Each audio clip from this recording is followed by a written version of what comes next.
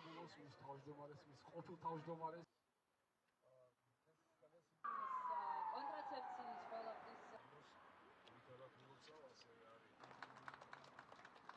თან უნდა ცუც ხასიათზე მიყო, მაინც მიყვარს.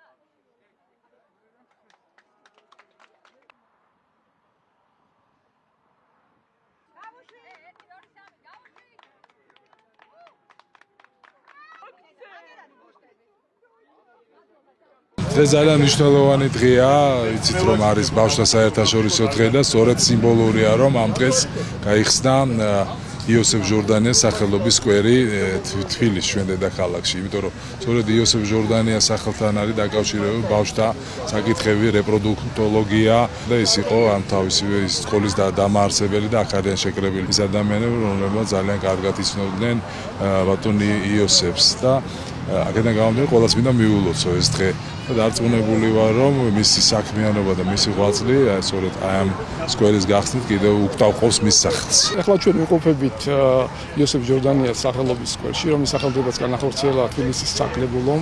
ძალიან სიმბოლურია რომ 1 ივლისს ვიყოფებით აქ ბავშვთა დაცვის საერთაშორისო დღეს და რადგან ვიცით ყველამ რომ იოსებ ჟორდანიას მთელი ცხოვრება დაკავშირებული იყო ბავშვებთან.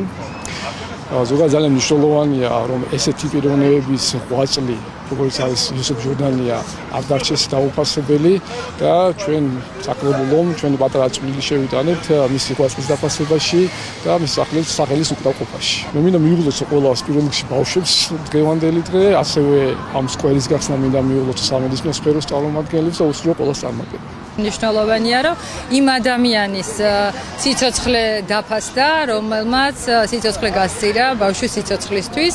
ეს არის იოსებ ჟორდანია, გმირი, რომელმაც რეპროდუქციის ინსტიტუტი დააარსა საქართველოში და რეალურად მისი სახელობის სკვერი გაიხსნა დღეს და უღრმესი მადლობა ყველა იმ ადამიანს, ვისაც წვლილი მიუძღვის, რომ ეს სკვერი დღევანდელ დღეს გაიხსნა.